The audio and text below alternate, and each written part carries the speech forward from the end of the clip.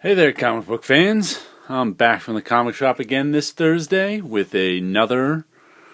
What did I get? 6 comics this week, I think it was? 5 or 6? I think it was 6. I can't even remember. I've had this sinus thing lingering for the last week that's messing with my thought process.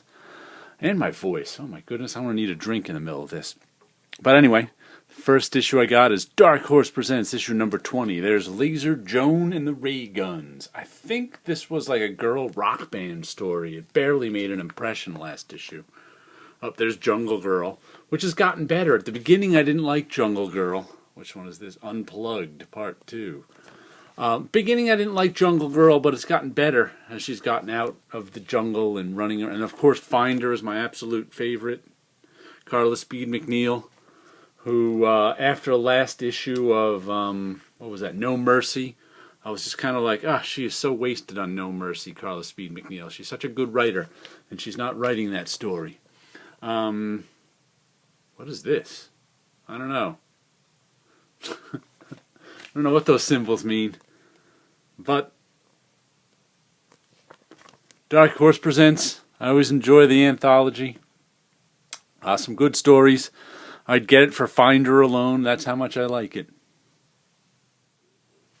And next comes Monstrous, issue number 4. I'm very much enjoying this series.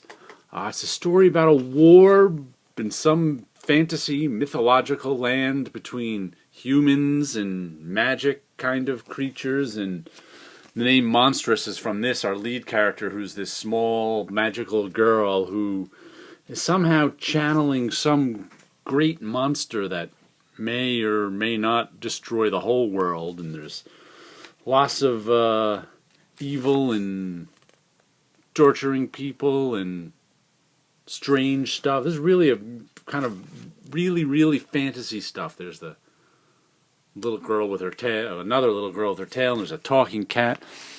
Lots and lots of fantasy stuff in here. Whoops. I'm enjoying it. The art is pretty good, but it's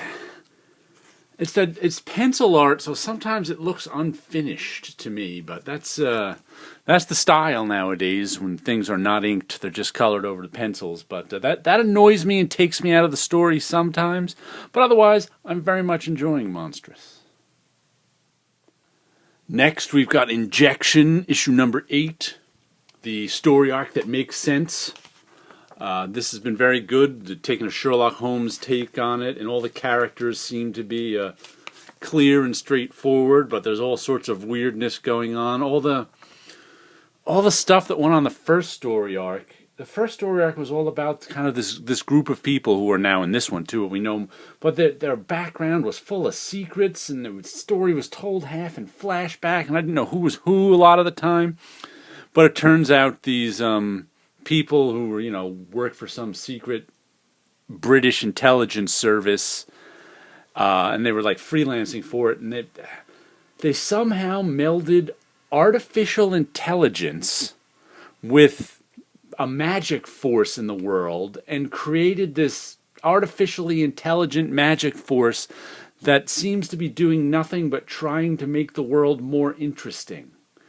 Except, as the old Chinese curse says, may you live during interesting times, it doesn't always work out for the people involved. And these 4 people have since split up because they couldn't handle that they created this crazy new thing, and now they're coming back and trying to deal with stuff. But good show, Injection, especially this second story arc. And then we have Imperium, issue number 14. What does that review say on it? One of the best books in the market right now. Creative, dynamic, and captivating. Comic Crusaders. I gotta agree with it. This is one of the best books on the market. I really enjoy this. As there's lots of politics and superheroing in it, as Harada tries to take over the world by creating a scarcity-free zone in Africa. But the world's...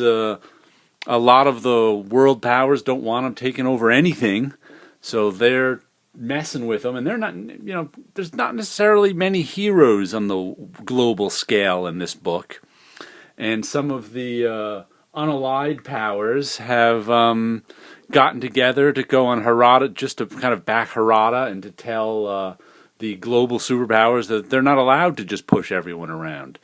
And meanwhile, we're going to have a superhero fight in space. So, what more could you want? Imperium number 14. And next we have Rat Queens issue 15. I think this has been the first issue of this for a while. I've very much been enjoying the art on Rat Queens. The new artist, Tess Fowler.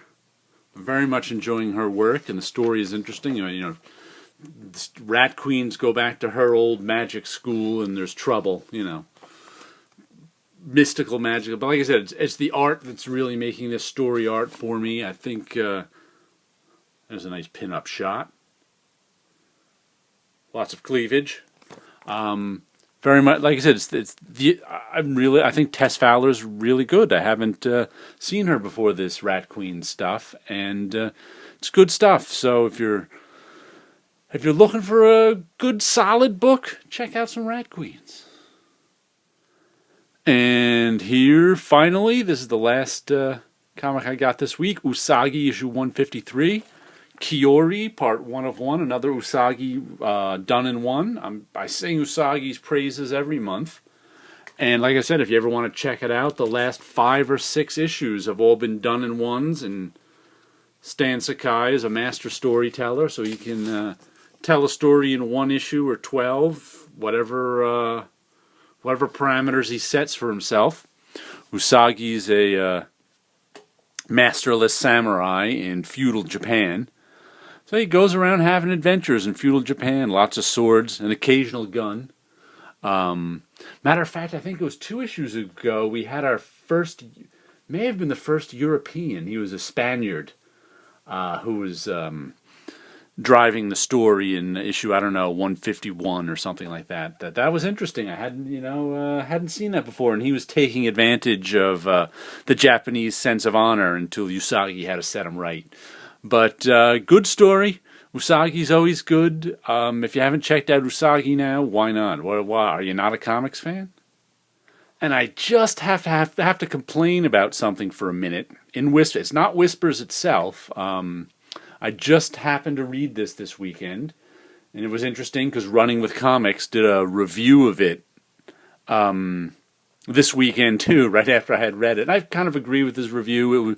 It was good, but not great. Well, the thing I have to complain about is I got this from Amazon. I'm not sure if I bought it myself or I got it for Christmas. I may have bought this one myself, and I often get, I'll get used stuff on Amazon. I don't care that much, a little ding in the corner doesn't bother me. But what annoyed me, I'm sitting here reading this book, and where is it? It'll pop out at me. Bam! A security tag taped right into the middle of this page. I was like, how annoying is that? Obviously, it must have been a used book that Amazon got from some bookstore or whatever. But what kind of lunatic bookstore puts a security tag right in the middle of a freaking page? I mean, that's just that just annoys me to so end. I have to get some more rubber cement thinner and try and take it off one of these days. But I don't have any more rubber cement thinner. Oh well, another time. And finally, we'll give you a little look at my background, which was 8 paintings I did. Some stuff I usually don't kind of do. One, I was doing some geometric abstractions with those. They're all 8x10 on a stretched canvas. Did some 8x10 abstract paintings. Let me pull one of those down just to give you a look at it up close so you can see the brush strokes. You can see, there's surface to paintings, so that's kind of, you can see it a little bit there. But I haven't really done much abstract work. On occasion I do. Let's pull this one out. And this one you can see is, I do lots of faces, but not a lot of skulls. That was kind of weird working with this. That came out a little strange for me. I'm not sure if I like it or not. But I usually, for some reason, I work on these smaller 8x10 ones 4 at a time. They're acrylic, paint on canvas, and that way I can switch between them as paint is drying. Acrylic doesn't take that long to dry, but still, you got to give it some time. But there's a little look at some small paintings I've been doing lately, and you guys all have a good week out there.